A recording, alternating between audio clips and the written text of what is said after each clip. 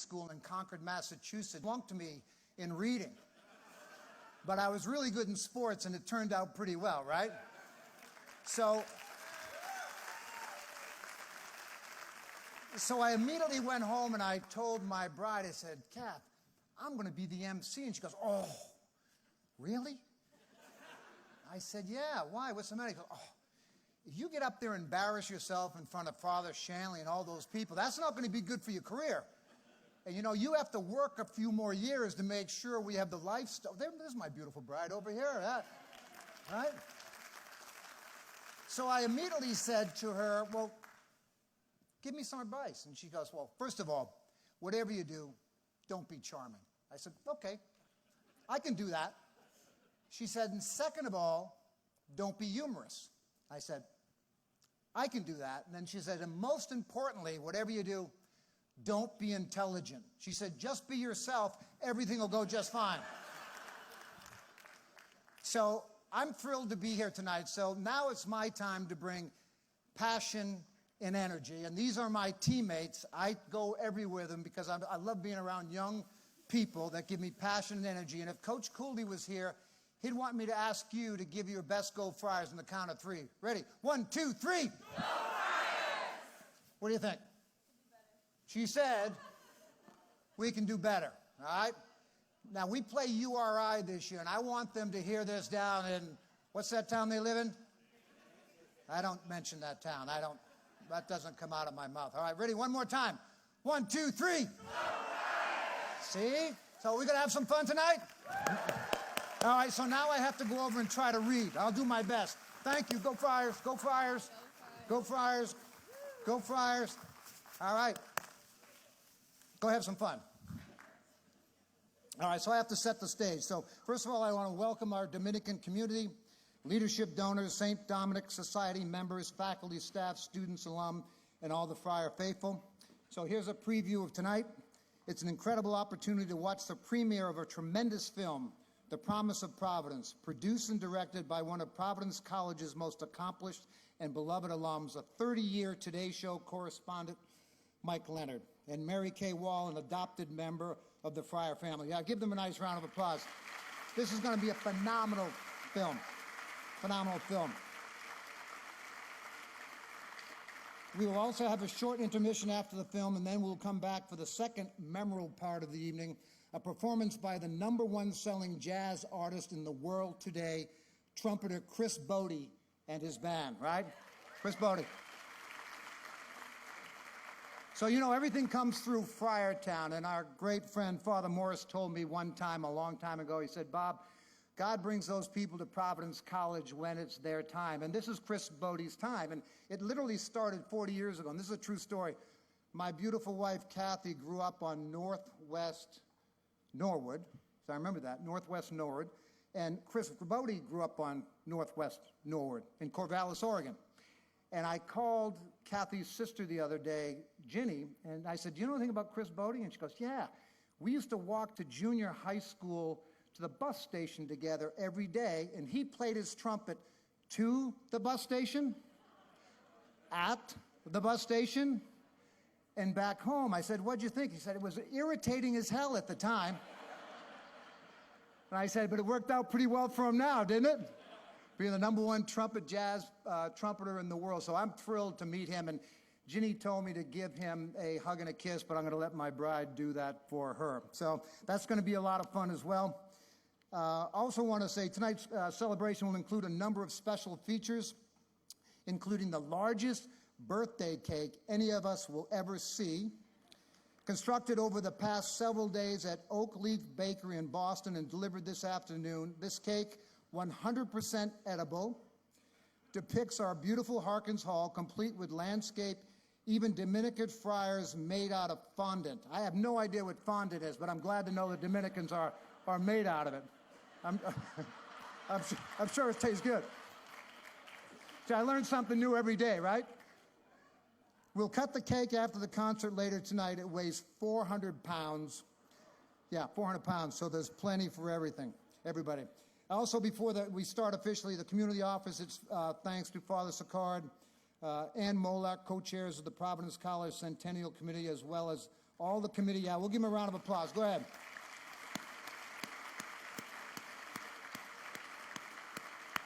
Yeah, a lot of hard work goes into this, as well as all the committee participants who have worked for 3+ years to put this year's program together. And also special thanks to my dear friend Deirdre Driscoll, who works tirelessly all the time. So Deirdre, love you. Great last name, too. Love your last name. So at this time, it's my honor and privilege to introduce my boss, the leader, I call him our head coach, the president of Providence College, Father Brian Shanley. Father.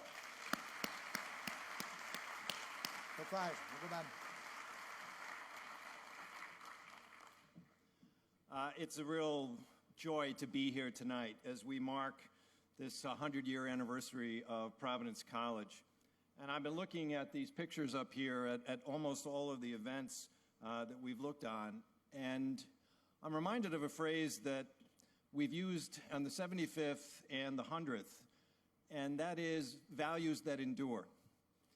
Lots of things have changed at Providence College, from buildings to Letterman sweaters and everything in between. But what you see as the thread of continuity are the fundamental values of Providence College. You see guys in white habits. We've been here a long time. Hopefully we'll be here for the next 100 years. And our Dominican values have suffused Providence College for 100 years. And those values really haven't changed. Lots of things have changed, but our values have not changed. The Catholic mission of this college has not changed and will not change. We're a liberal arts school, and that is never going to change as we go forward. So those three features of Providence College run like a thread through everything that's there. We have to innovate, we have to adapt, we've got to come up with a strategic plan for the future, and things will change. Lots of things will change. But those values won't change because they're what make Providence College, Providence College. And we're here to celebrate tonight those enduring values that have kept Providence College the same college for 100 years, even though it's changed immensely in that time period. Probably what's changed the most is the actual look of our campus. And we are in the midst of a remarkable transformation of the campus at Providence College. And everybody that comes back to campus now just goes, wow, this place looks very different. And the look of Providence College is very different from the look of Providence College even 3 years ago, 2 years ago, never mind 40 or 50 years ago. And we've been able to change this campus from an institutional point of view through the generosity of all of you. And I am just so excited about what we've done. We broke ground today on the new Ruane Fryer Development Center, which is going to completely remake that part of our campus. The Ryan Business School building is going up, and it's going to be occupied in January. We're renovating Albertus Magnus right now. We did Huxley Avenue. All of that represents our commitment to the future of Providence College.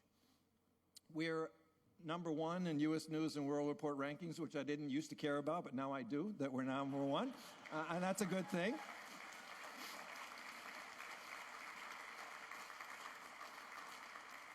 We've got a record number of applications. Our fundraising efforts, we blew past our 140 goal. We're at 163, and we're going to keep climbing. Everything's going really well here. But what we really want to celebrate tonight is none of those, the numbers or even the buildings. It's the inner transformations that have occurred for generation after generation for 100 years at Providence College. One of my greatest privileges as the president of Providence College is I get to hear a lot of stories about people and their experience at Providence College, and how this Father X or Professor Y or Coach Z had made an impact on their lives. If you're here tonight, you're here because somebody, and hopefully multiple people, while you were at Providence College, helped you to figure out who God meant you to be and changed your life in such a way that you have always cared about Providence College. And it's the stories about individual lives transformed by Providence College that really is what we celebrate here tonight. And that's why I'm so thrilled that we have Mike Leonard and Mary Kay Wall with us tonight. I'm going to be brief because I want to get to this movie. I've been dying to see this movie for a while. Because Mike is a master storyteller. And we're going to see a film about Providence College where you're going to see stories of real people and their lives and what Providence College has done to transform them. Mike, as Bob mentioned, was 30 years on the Today Show before becoming an independent filmmaker.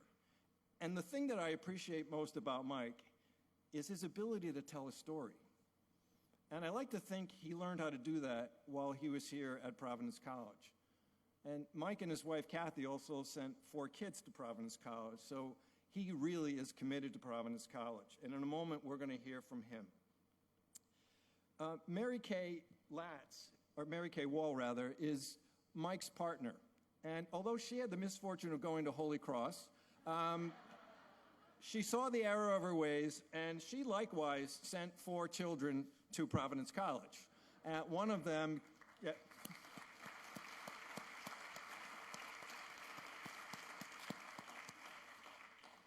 Kate, works for our college now as well. So I'm going to cut right to the chase because I can't wait to see the movie. I'm going to invite Mike and Mary Kay to come up and cue the film in, and then, like you, I'm going to enjoy the next part of the evening. Thank you for your support, and go Friars.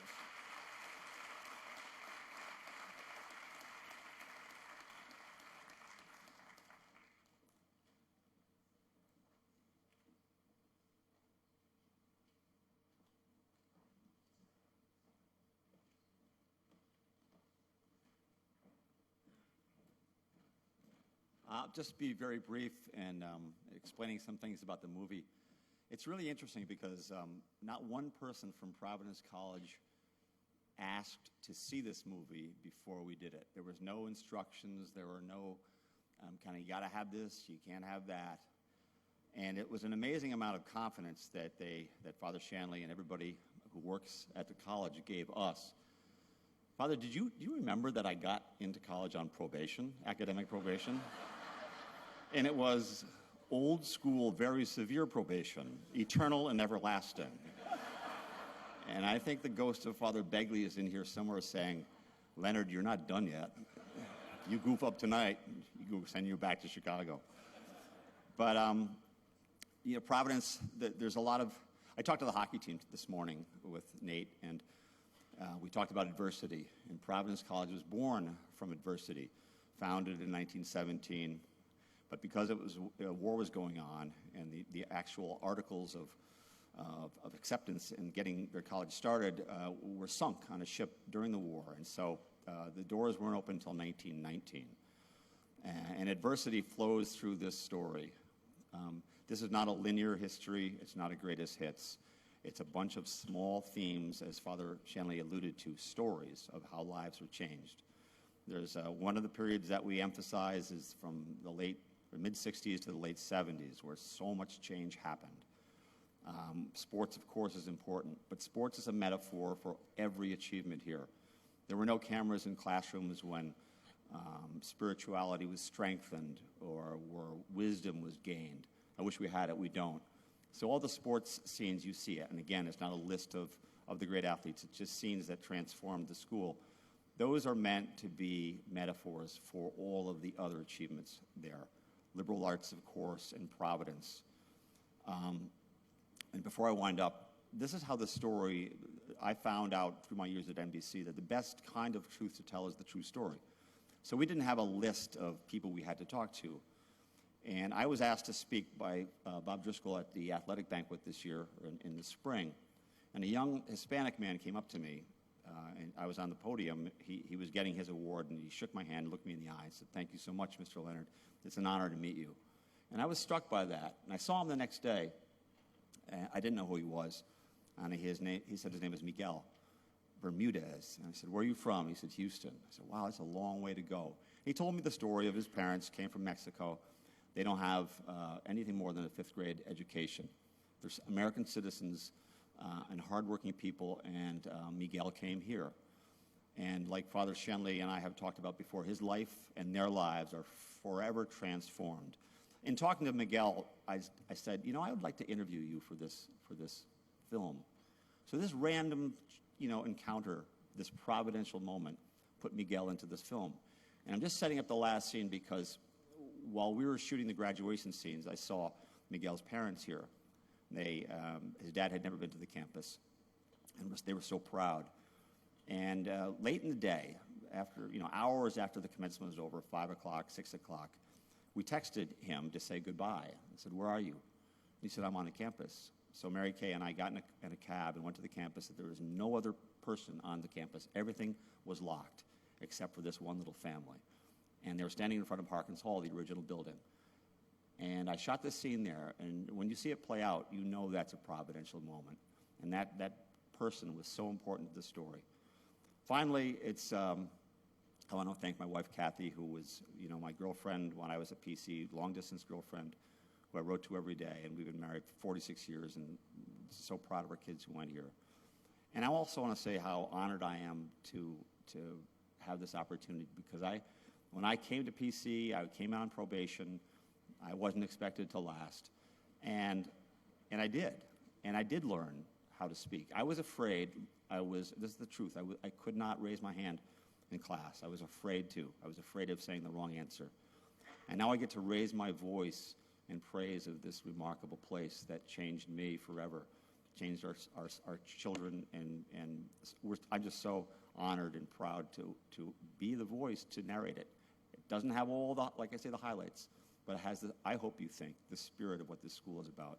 And I'm also very proud and honored to have worked with Mary Kay, who was a terrific help and a wonder to behold in what we did. Thank you.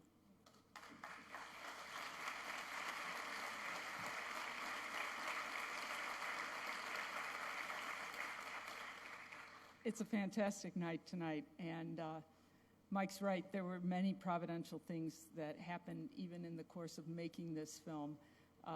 One of the great providential things is that I have 3 of my 4 friar children here tonight, and they're double friars because they went to the only Dominican friar high school in the country and the only Dominican friar college in the country.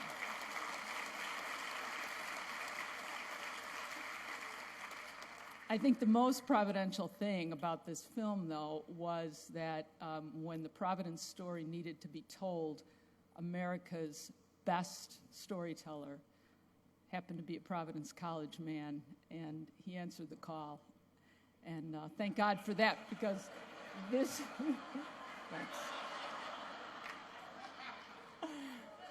This is an extraordinary place, and it deserves an extraordinary story.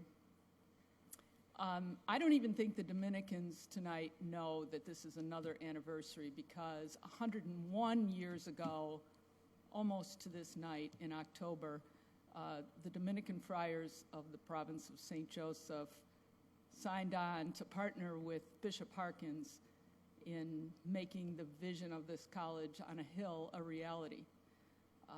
And it wasn't too much longer before people just like us tonight, in fact, maybe some of your grandparents or great-grandparents or parents, were not 50 yards from here, seated before Harkins Hall for its dedication.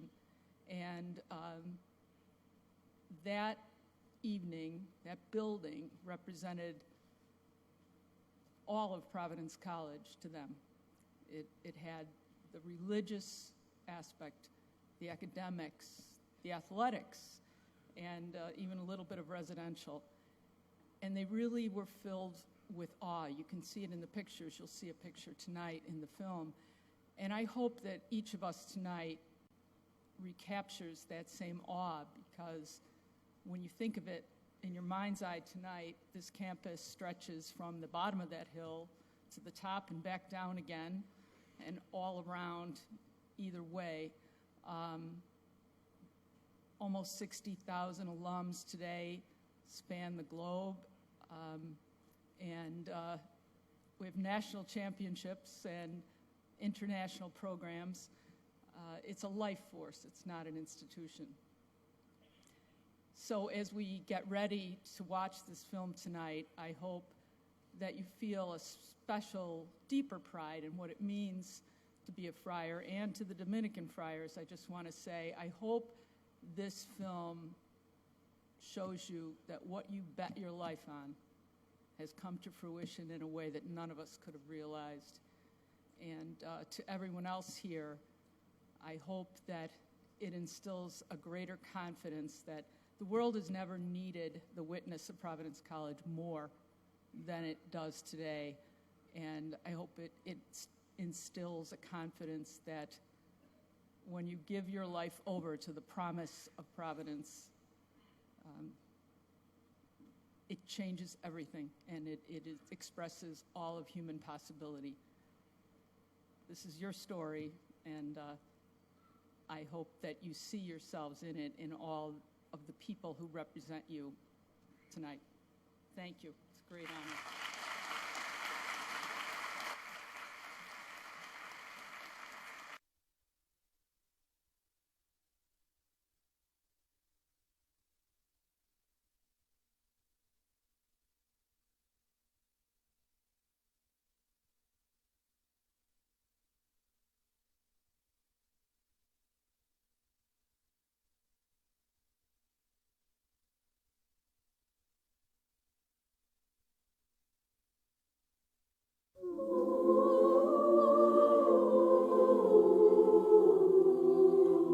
I think the most powerful learning comes from having unexpected experiences. Make everything a teaching moment if need be. Tell me where is the road I can call my own. And it's how you deal with the challenges that come your way that make all the difference in life. It's all about what you bring to the table. I don't want to hear why things can't get done. I want to hear how we're going to do it. Mental toughness is a big thing. Honesty, integrity, hard work. Working collaboratively with others.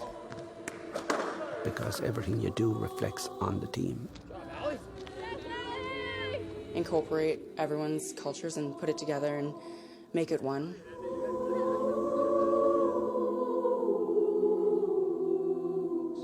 Make sure that you're in a community that pushes you and makes you be your best. I think that's what builds you as a person. That's what builds a community like Providence. Nothing on earth happens by chance. It's all part of God's divine providence.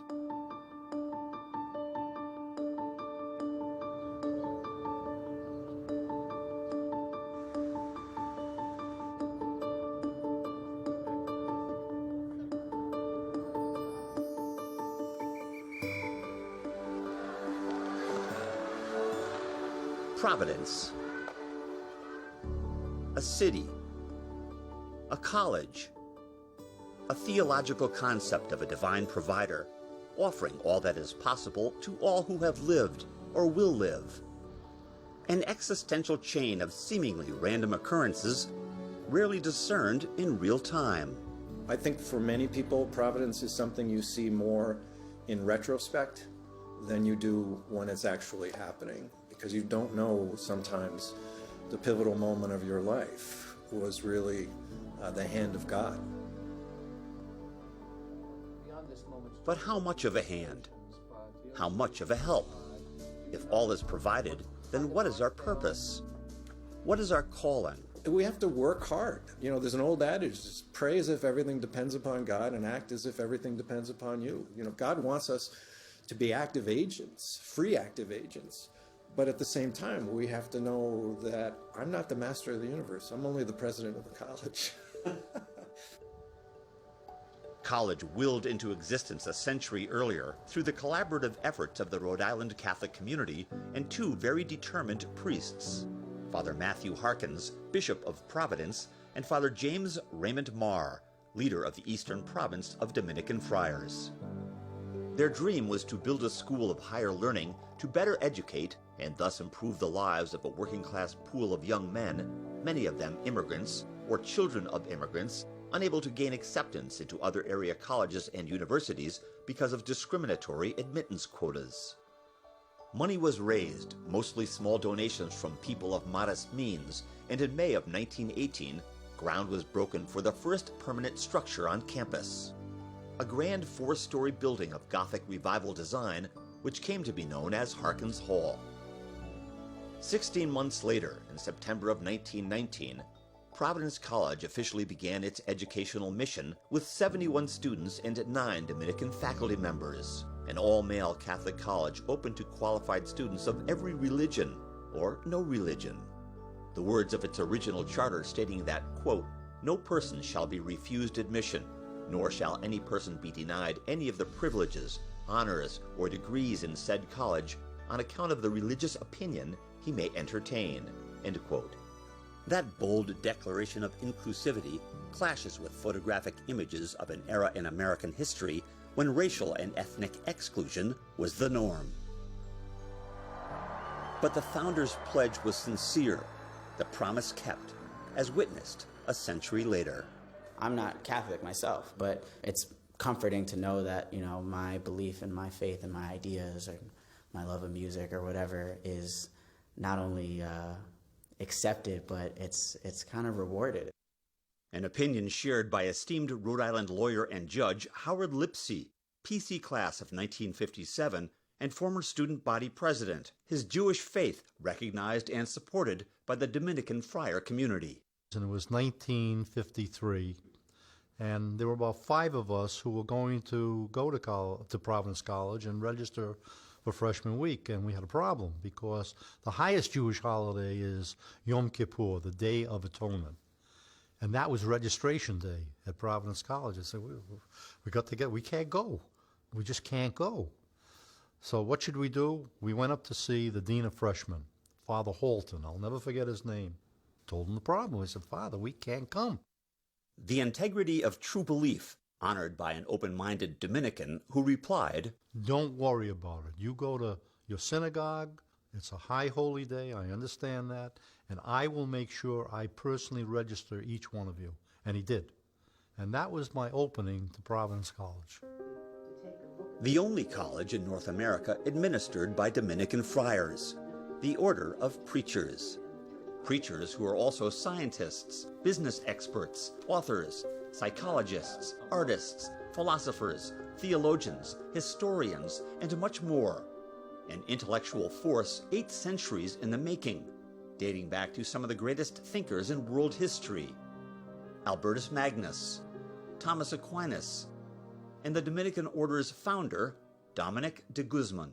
He went marching across half of Europe to talk to people and ran into somebody who was from a different corner of the religious world, and he spent all night listening to that person, in dialogue with that person, talking with that person, understanding their view. So it comes back to this notion of dialogue. So for me, it's the order of preachers, but it's really the order of listeners. An invaluable attribute given the primal human urge to command a following, sway opinions, exert control, often with bad intent, as the world has clearly witnessed during the century of Providence College's existence. There will always be those who cloak evil in the seductive fabric of misleading language. Who will respond with reason? Who will deliberate in a calmly rational manner? Who will have the vision and strength of character to alter, modify, or reform their position when the new truths are discovered? Well, Mike, how are you? William Haas is a philosopher, theologian, author, and artist. Before asking for and receiving papal approval to leave the priesthood, he was Father William Haas, Dominican friar, and from 1965 to 1971, president of Providence College. I've always believed that those periods of change and ferment are fruitful if you understand them, and they're disasters if you don't. And when you suppress change, you actually suppress some part of the vitality of the truth. At the beginning of Father Haas's presidential tenure, Providence College was still all-male, still yoked to the rigid cultural mores of an earlier, more ordered era, when classroom dress codes and grooming standards dictated coats and ties, clean-shaven faces, and short hair. But the cultural ground was shifting, the times indeed changing. Richard Grace, in his first year as a PC history teacher, felt those initial tremors. It was as if there were plates changing in the earth, and the old balance that you assumed on one day was no longer there on another day. By the late 1960s, the nation was in turmoil, and so were college campuses, roiled by the assassinations, the riots, the growing clamor for equal justice, personal freedom, and a more acceptable explanation for the escalating military involvement in Vietnam, where in 1968 alone, more than 16,800 Americans lost their lives. The Vietnam War was, to me, a scandalous situation, and I was public about that. And I had even gone down to Washington, talked to senators and so on. Father Haas had seen too many of his own march off, some voluntarily, and others, like PC hockey player Jim Murphy, drafted into combat because of a grade point average a decimal point or two below the government-mandated baseline. I was told to be in the military. I was doing something for my country. Right. Were you patriotic? I was just told to do it. Rising levels of anti-war sentiment turned college campuses into testing grounds for the concepts of civil discourse, rationality, and logic. The essence of Dominican life put into action when an evening phone call roused Father Haas. You got to come down to River Avenue. There's a bunch of students lying in the road, blocking traffic. Went down there, and there's about 20 guys lying in River Avenue, and the traffic is backed up.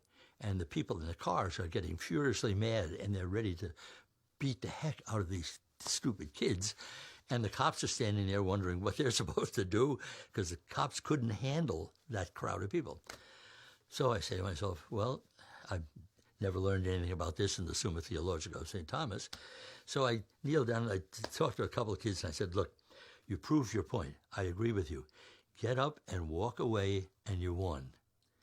Stay there, and somebody will get hurt, and they'll convince the people who hate you to hate you more, and you won't convince anybody of anything. Thank God they got up and walked away. By the time U.S. troops were pulled out of Vietnam in August of 1973, the death toll had climbed to more than 58,000 Americans and over 1 million Vietnamese. Jim Murphy survived, but his intensely violent experiences in the jungle left him adrift and unmotivated, until his former hockey coach, Lou Lamorello, suddenly appeared with a scholarship offer. I remember Jimmy. I know the traumatic experiences he was going through because of the injuries he had, but I also knew the competitor he was, and that all you had to do was challenge him a little and, get him, and, he responded as just like I thought he would. Murphy reclaimed his life, co-captaining the hockey team his senior year, then graduating with honors before embarking on a 35-year vocation as an influential teacher and administrator in the Rhode Island school system. Divine Providence interceding to rescue a war-damaged young man. When I came home, I had to put a pistol under my pillow because there was nobody on watch. And I said, oh my God, somebody's going to come in through the doors. They're going to come in through the closets. Yeah. So... Some people don't recover from that. Yeah, well, then maybe my PC training, maybe I'm thinking that too. Religion, philosophy, Plato, Aristotle, and all that stuff, maybe that subconsciously helped me get through the tough times. It was indeed a difficult era, but through dialogue, faith, and cooperation, Father Haas, his fellow Dominicans, faculty members, and administrative staff were able to keep the Providence College community from being ripped apart, while at the same time they were busy tearing apart the school's antiquated system of governance. For the first time in PC history, a layman, Paul Thompson, was made Vice President of Academic Affairs, putting him in charge of the curriculum, which was significantly strengthened, eventually leading to the development of the Western Civilization program. A newly tenured faculty was given greater independence and the power of a senate, making it easier to recruit more highly qualified professors and students, including, in 1971, the first undergraduate class of female students. The decision to go co-ed, made late in Father Haas's administration, and welcomed into reality by new president, Father Thomas Peterson.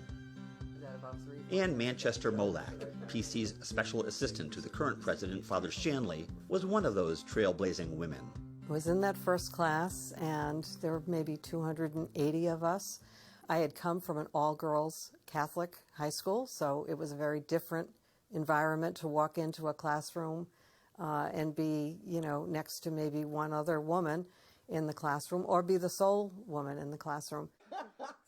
Longtime Providence College Dean of Freshmen, Dr. Wanda Ingram, also experienced some of that loneliness, along with a small dose of old-school resistance.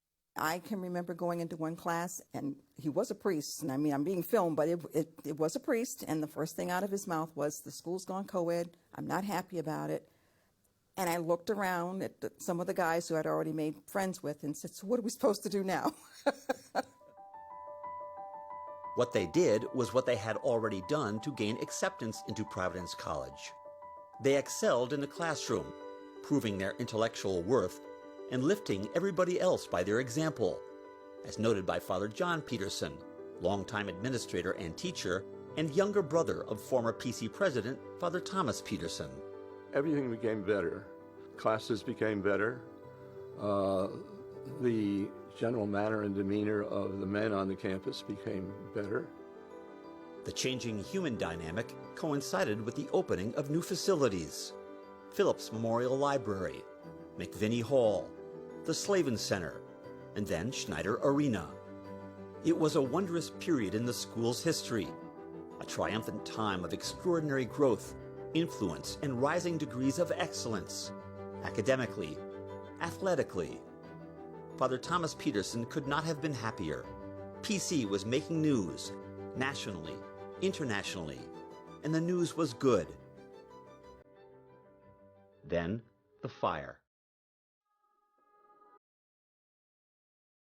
I just got the chills when you mentioned that because I remember getting the call at 3 or 4 in the morning.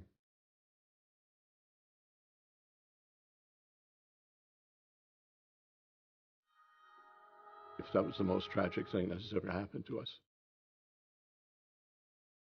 And the great question was, why did God let this happen? And nobody had a good answer. In the early morning hours of December 13th, 1977, a fire broke out on the 4th floor of Aquinas Hall.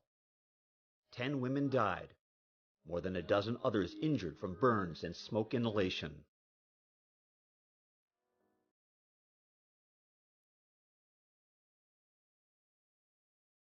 I still find it hard to talk about it. Because I was a student at the time, and I remember the night vividly. And I remember the incredible sadness that just descended on the campus. And I remember the next day, they canceled classes and brought us to alumni. And Father Peterson said the Mass and preached. And I don't remember what he said. But I remember sitting there thinking, somehow we're going to get through this. That all is not lost. A young Brian Shanley, forever changed by the event and the response. Father Peterson moved into Aquinas just to be there. And some of the other Dominicans were just magnificent. I think it forced everybody to think about what family meant. Father Neely was one of the people. Father Neely was fire chaplain. He went up to the 4th floor and carried a young woman out.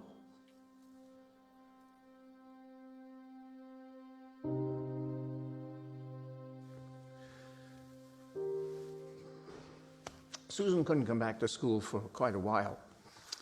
And when she came back, I was on the walk between Harkins and the library when she came up the walk and Father Neely came down. They'd never met. And it was such a reunion of the man who had, pulled her out. There was a good chance she would have died from smoke inhalation, not from burns, but from smoke, if he hadn't gotten her out. And to be witness to that is, so I could lead you to the spot. Oh.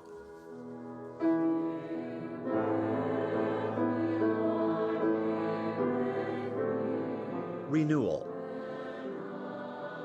rebirth, resurrection.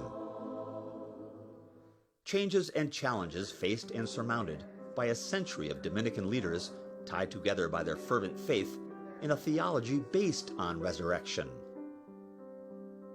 Casey, Noon, McCarthy, Dillon, Foley, Slavin, Dorr, Haas, Peterson, Cunningham, Smith, Shanley.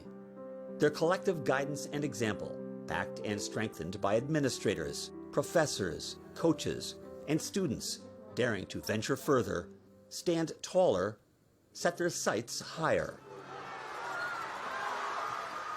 It was April 11th, 2015. The NCAA Finals in Boston's TD Gardens, where the sellout crowd had just seen the Friars tie the score 3-3 against a favored Boston University team. No Providence College men's sports team had ever won a national championship. Then, with just under 7 minutes left in the game, with a 1-goal lead and the clock slowly ticking down, Providence College Athletic Director Bob Driscoll, the architect of a resurgent Friar athletic program, was so overcome by the emotional pressure that he could not bear to watch. I didn't deal with it well. I literally left the ice and went into the bathroom and started praying and meditating, honestly, because I knew how important this was. Oxenden shot, save, rebound, save by Gillies, and cleared out! And I literally just sat there and I became very calm because I actually knew in my head we were going to win the game. Little Rhodey! Big man on campus! It was the most surreal feeling in sport, and it still feels that way. It feels like a dream. Everybody feels the sense of pride and feels ownership of it, because it really is the culmination of everybody who came before. It would be impossible to list all the significant moments through the years and the decades of athletic success. Providence College has always had athletic teams. And through the years, for a small school, we've produced an inordinate number of top-flight athletes. And especially, I think, since the 50s. The 50s and 60s is where PC kind of got on the map. Before the construction of Alumni Hall in 1955, PC basketball games were played in Harkins Hall and then local high school gyms. The addition of Alumni Hall coincided with the hiring of basketball coach Joe Mullaney and the recruitment of skilled players like Lenny Wilkins, Jim Hadnot, Ray Flynn, and Vinnie Ernst, and John Thompson, a combination of talent that would lead the Friars to the pinnacle of college basketball. New York City's National Invitation Tournament, the NIT, then the premier showcase for the best teams in the country.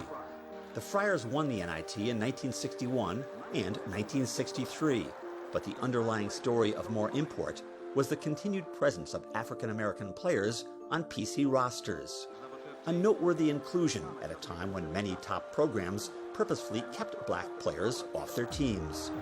The Friars were early pioneers, their integrated sports lineups dating back to the early 1930s. 3 decades later, Lenny Wilkins became PC's first black player to gain All-America status, followed in the mid-60s by Jimmy Walker, another All-America selection, and the first Providence College player selected as the top pick in the NBA draft. Through the decades, more great players followed, black and white, teaming up to show how a small Catholic college from the smallest state in the Union, could take it to the big guys in a big way. Donovan for three. Oh-ho! I've never seen such enthusiasm for college basketball. Players of differing styles and diverse backgrounds blending together in spectacular fashion, especially during the early 70s when the Friars advanced to the Final Four, led by Kevin Stakem and two very different Rhode Islanders, Marvin Barnes of South Providence and Ernie DiGregorio of North Providence. In those days, you had a lot of, race problems where a lot of black people didn't like white people, a lot of white people didn't like black people. But Marvin and I never looked at that. We were friends and we were teammates, and that's why we were so successful. I came out of a ghetto, and I was black prejudiced. All I thought about was black power, black this, black that. Providence College taught me to love people for who people are. A sociological ideal that still requires constant emphasis through example, behavior, and the rewards that come when athletes work and sacrifice together. The championships are nice, but if you talk to Father Shanley or anybody who actually supports it, it's about we're using sport to educate our student athletes to be better human beings. Talented, competitive, tough, humble, respectful, winners. I want them opening doors for people. I want them saying please and thank you. I want them being a normal student, because they are a normal student that gets an unbelievable opportunity to represent their school. In his 30-plus years as director of cross-country and track at Providence College, Ray Tracy, a native of Ireland and outstanding PC runner in his own right, has left an unparalleled mark on a sport that has seen over 60 of his athletes earn All-America status, 7 of them winning NCAA individual titles, and a dozen competing in the Olympics. His women's cross-country team has won 2 NCAA titles, the last in 2013. Through it all, he has insisted that his elite, world-class runners embrace campus life with the humble air of an everyday person. That's the best part of the whole thing, and stuff, that you grow into being just a Providence College student, not just somebody from New Zealand or Ireland or England, wherever you're from. You just become a regular Providence College student. Two-time NCAA individual champion Emily Sisson enjoyed blending into a Friar family, always looking out for its own. I think I told this story a couple weeks ago about how I was wearing a Providence hoodie and getting on a plane, and the pilot came up to me and he was like, "Oh, I'm the class of '78," and gave me a little fist bump. Just that Friar pride. It's pretty cool. Friar pride, boosted by athletic success and the media attention that goes with winning. The bigger the stage, the bigger the story. Providence would be a great school, but it'd be a regional school. We're a national, if not international school, because of the profile we get by being on national television, watched by millions and millions of people. So I think a lot of what you see happening on campus with the construction and the enrollment and the numbers we're hitting, a lot of it has to do with, I think, the profile of successful athletic programs. The achievements of one inspiring others to raise their games. A triumphant run to the Final Four by the men's soccer team. Uplifted hopes supported by upgraded facilities. The renovated Schneider Arena and Alumni Hall. New fields and stadiums for softball, soccer and lacrosse, field hockey and intramurals, track and cross country. All of it impressive, and all of it misplaced if the emphasis on athletic performance overshadows the quest for intellectual growth. The whole purpose of college athletics for me is education. I think you learn things about life and yourself when you play a sport that, together with what you get in the classroom, makes you a better human being. And that's why athletics is important to me. It's for education. We have the talent to do anything you want to do. We have the talent to do it, but it's about our work. Teaching moments in the athletic arenas, in the classrooms, everywhere, all the time. You can't be a sometime person. You have to be an everyday person. You got to be an everyday player, because when you grow up, you need to be an everyday dad, an everyday supporter, an everyday spouse. When we recruit kids, the last thing we talk about is basketball. The life skills of what you're going to learn coming to Providence College. I think Providence College is a place that has helped people think, thrive, and achieve. You learn a lot of life lessons here. Lessons best learned through struggle. It's got to be hard. It's got to be hard. You know, some of those exercises are good for their muscles. Like the wheelbarrows are great for shoulder stability, but they're selected more because they are hard. You know, you're teaching them that you got to power through hard. You got to be tough. You have to keep working. And it seems miserable. And then at the end of the day, they walk out of there and their head is actually held a lot higher than they can even imagine. They did it. They had no clue they could do that, but they do it. Coaches inspiring their players to one day inspire others in sports or any other calling. Lou Lamoriello is a highly esteemed National Hockey League Hall of Fame executive whose teams have won multiple Stanley Cups, World Cups, and Olympic medals. Lou is one of the finest men I have ever met in my life. After starring in hockey and baseball as a PC student, Lou Lamoriello moved into coaching, taking command of the varsity hockey team at the age of 26. His manner was exacting, his rules uncompromising when it came to effort, discipline, and dutiful obedience to academic responsibilities. Do you think you were a tough coach when we were playing for you? I would rather look at it as a fair coach, but if tough's the word, when you instill discipline and hold people accountable, yes. How important is it to hold people accountable? As important as anything in life. In his 15 years as head coach, Lou Lamoriello transformed the PC hockey program into a national power. Then, as athletic director, he helped raise the fortunes of Friar basketball by hiring Rick Pitino, who quickly led the PC squad to the school's second Final Four appearance. Team victories, record-breaking performances, the rising number of Friar athletes excelling in the professional ranks, quantifiable displays of excellence for all the world to see. But what about the many moments that hardly anybody sees? The moments that can't be measured or forgotten. In March of 1985, the PC hockey team was playing an NCAA tournament game in Detroit when a commotion occurred in the stands behind the Friar bench. John Sullivan, the father of Tim and Terry Sullivan, players on that team, had suddenly lost consciousness. Tim was on the ice at the time. As he looked up into the stands to see what the commotion was for, it was his father being taken out by the EMS people. He had a heart attack right in the arena. And so when things settled down a bit, Lou came down into the locker room, and of course you can imagine the woe and the inability to say things. And he said to me, "You go with Mary," which is John's wife, in the ambulance, and I'll talk to the team. And he put me with Mary in the back of the EMS van, and he went into the locker room. And what he did in that locker room was what I, with a collar around my neck or a habit on my body, should be doing. There was a big family of Sullivans. I think there might have been 9 or 10 of them. And he made a telephone call to each one except the hockey player on the ice. And he called them and broke the news that their father had died suddenly. And then this was all done with quarters then. You didn't have a cell phone or any of these other things.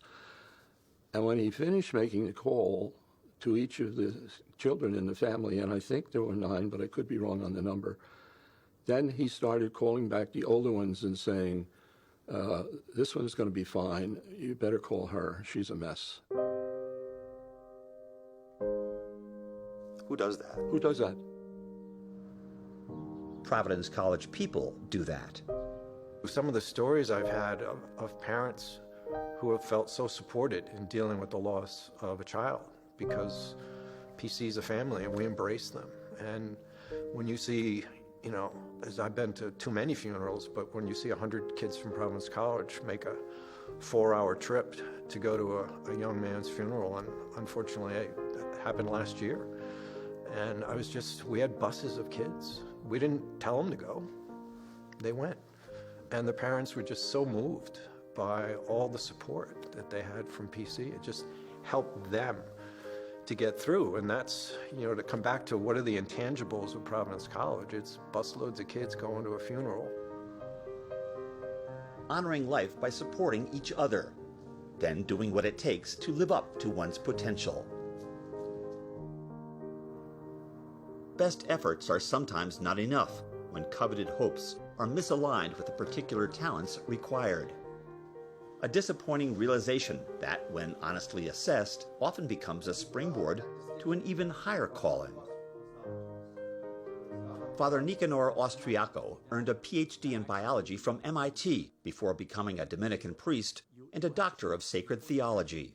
As a Providence College professor of theology and biology, he has often been the bearer of bad news. You know, it's tragic. I've had to tell students that they'll never become a doctor. They'll never become a surgeon. But I don't stop there. I tell them that there's an adventure waiting for them, that what they have to do now is they have to discern their vocation. They have to figure out why God is saying no here. And he's saying no to them here because there's a big giant yes around the corner, and so much of it is figuring that out. A grateful hymn for those willing to risk failure while attempting to expand their range.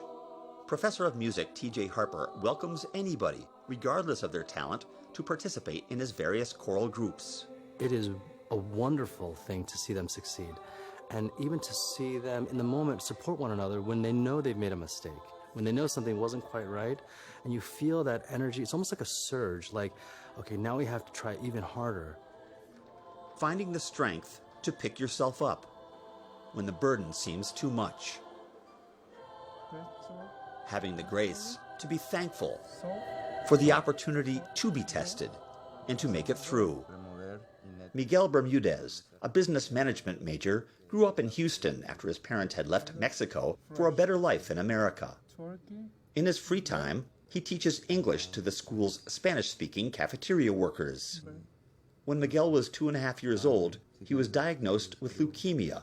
And I was under chemotherapy for about 2.5 years. And when I was close to 6 years old, I became cancer-free.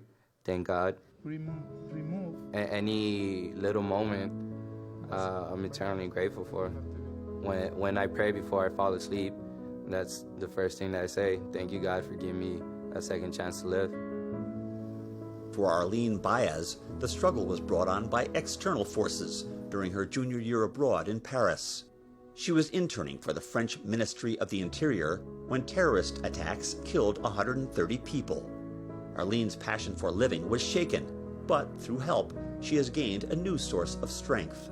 Just the way that the school has handled just supporting me with everything that I've had to deal with, and it's a little emotional, but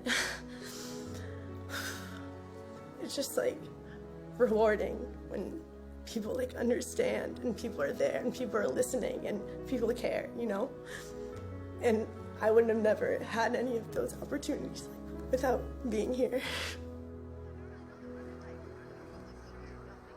Francisco Oyer Garcia came to Providence College from Puerto Rico, a long way to travel for someone facing mobility challenges and other physical issues stemming from a rare genetic disease. What he learned in 4 years, and what others learned from him about persistence, determination, and attitude will not be soon forgotten. It's not that I don't want sympathy or I don't want empathy. The thing that I hate with an absolute passion is pity. People shouldn't pity me because I just live life and I live it differently. And to me, I don't have a disability. I merely have a challenge. And as long as I continue to see it that way, there's every single opportunity open to me in this life. And what I've learned is that I can do a lot of things by myself, but if I'm willing to take help from others and be willing to make myself vulnerable, as I have done, one of the things is whenever I'm around Providence College, I'll be rolling up a hill, and one of my friends will come up running behind me and take the handles and just start pushing me up. I think that's a big part of just how close everyone is and how you just want to make each other feel welcome and happy here. is the family that you become a part of almost immediately.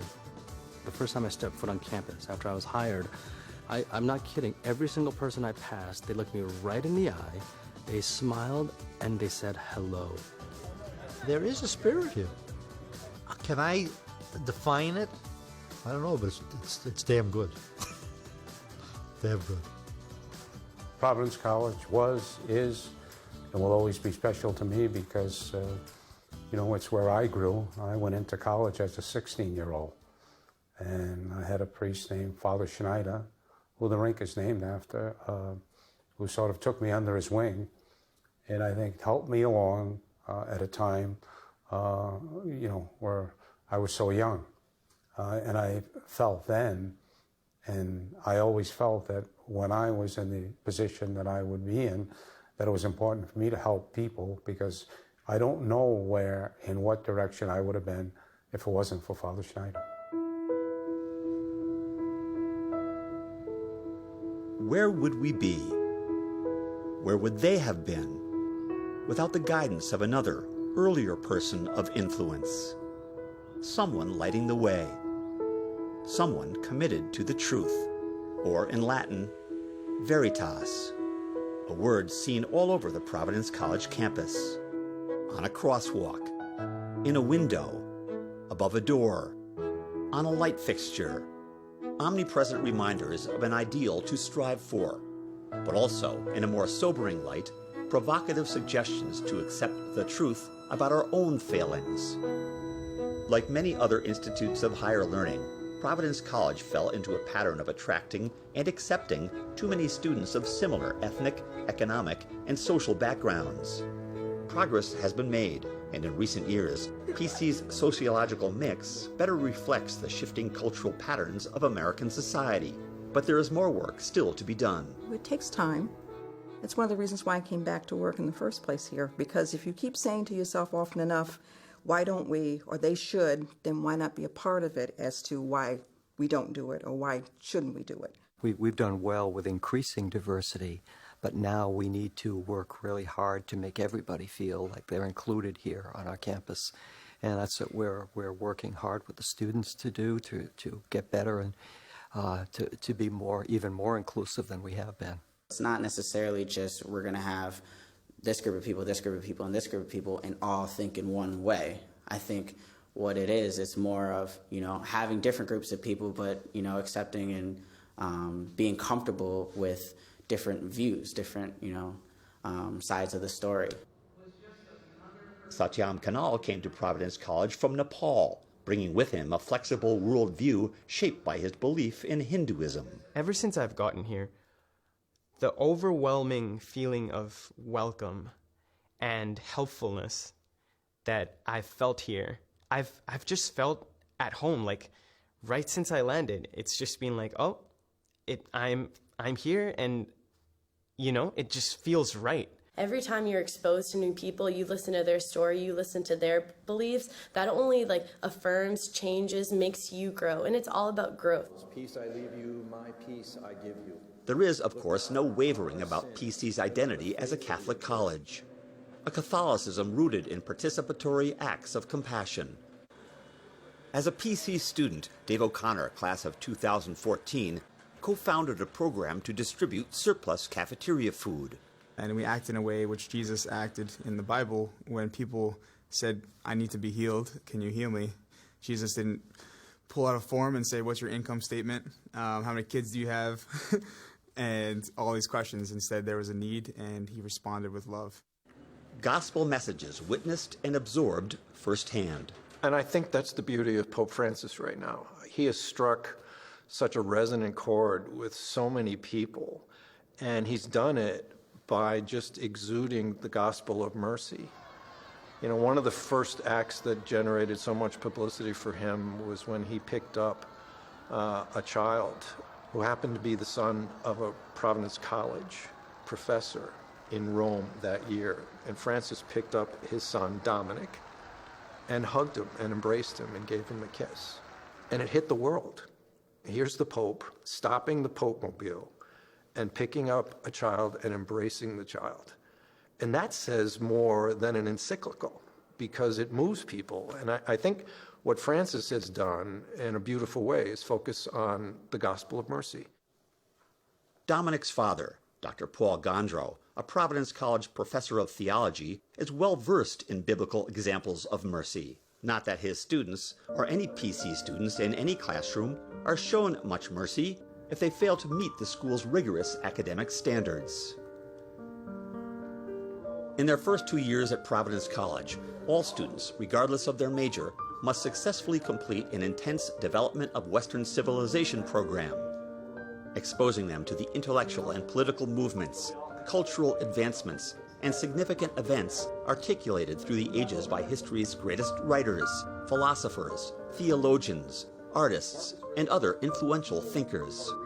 This commitment to liberal arts comes at a time when many other colleges and universities are narrowing the focus of their course loads to train their students for very specific career tasks.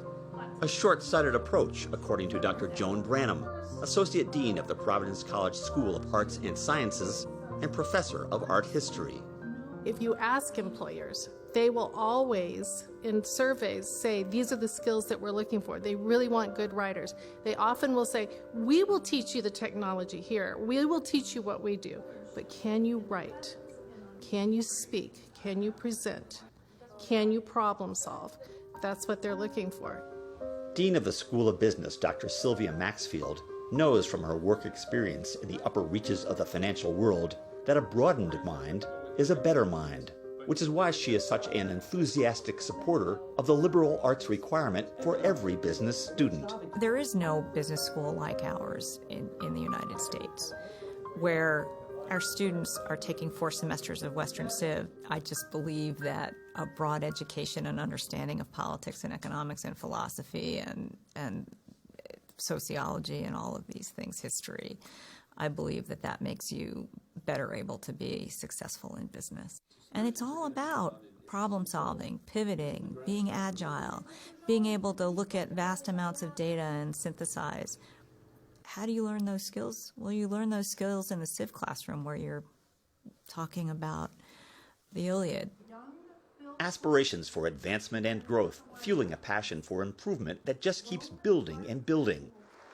At a college dramatically transformed under the leadership of Father Shanley. His most noticeable new projects being the Arthur and Patricia Ryan Center for Business Studies and the Huxley Avenue annexation, uniting the lower and upper campuses. What lies on the horizon? Where does Providence College go from here? We're producing people to live meaningful lives. Work is part of a meaningful life. You know that. And we want every person who comes here to find meaning in their lives. But if your life is measured just by how much you earn, then you haven't understood what the measure of a good life really is.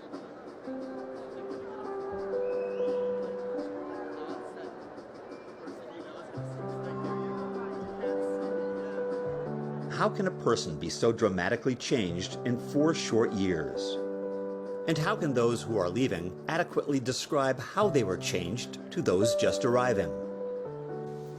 The incoming freshmen and their families are hoping the next 4 years will go wonderfully, that the times will be joyful, the road smooth, the setbacks and sorrows few. The departing seniors and their families had those same thoughts 4 years earlier, but now are grateful for the moments they hoped to avoid. The trying times, the tough times, the adversity, the misfortune, the failure, the struggle to improve, to develop, to change, to learn, to realize in the most difficult moments that this is what Providence College is all about. This is where they met the people who inspired them to keep believing, keep ascending, knowing that a fall would be painful, but well worth the risk and the effort.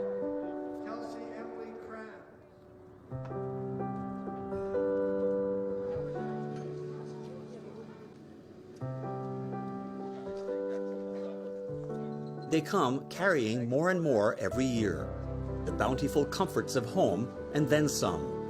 What hasn't changed in 100 years is what they will take away upon graduation, packaged concisely into a small phrase serving as a motto for the coming year's centennial celebration.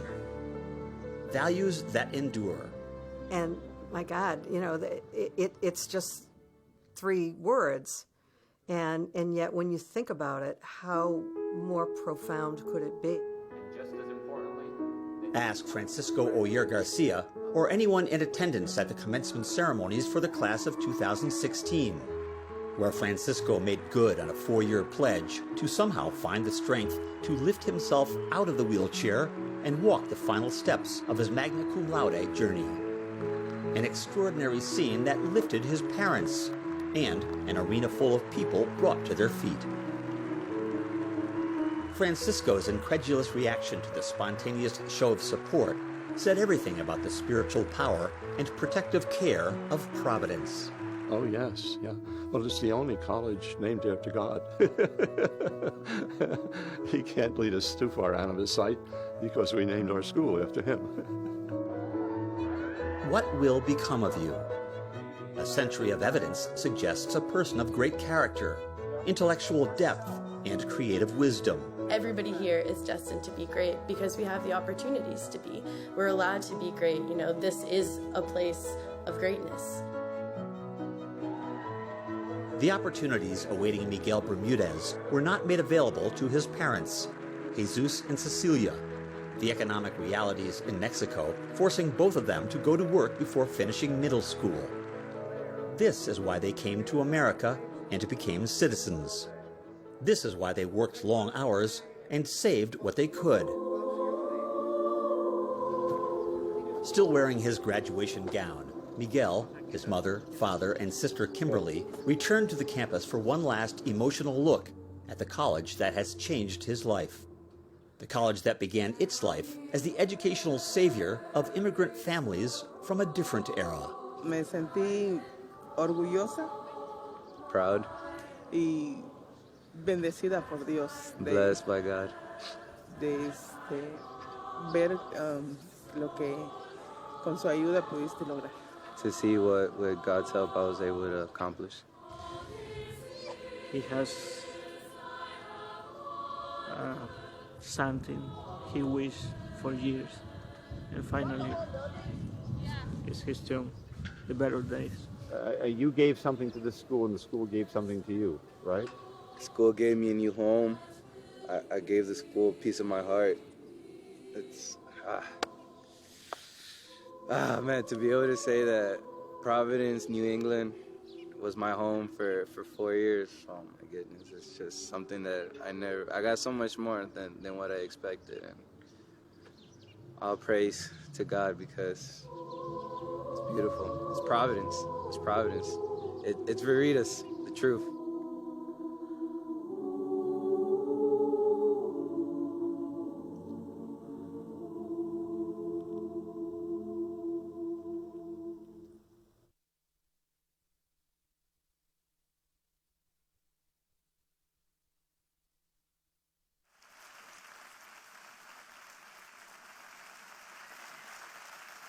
How about this?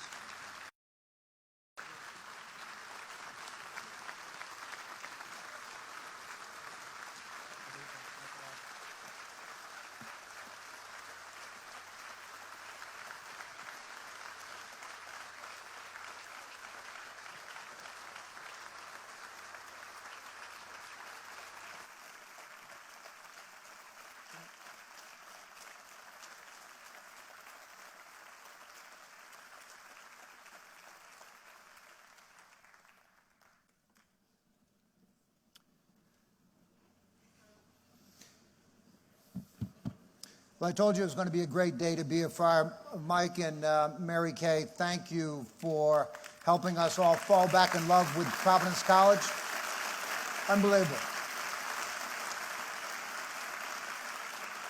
You know, it reminded me of that great speech by Jimmy Valvano 2 weeks before he died when he had cancer, and he said, it's a great day when you get to laugh and you get to cry and you get to think. And Mike and Mary Kay, you provided us with that gift tonight. So from the bottom of our heart, everybody in Friartown, thank you once again. Thank you very, very much.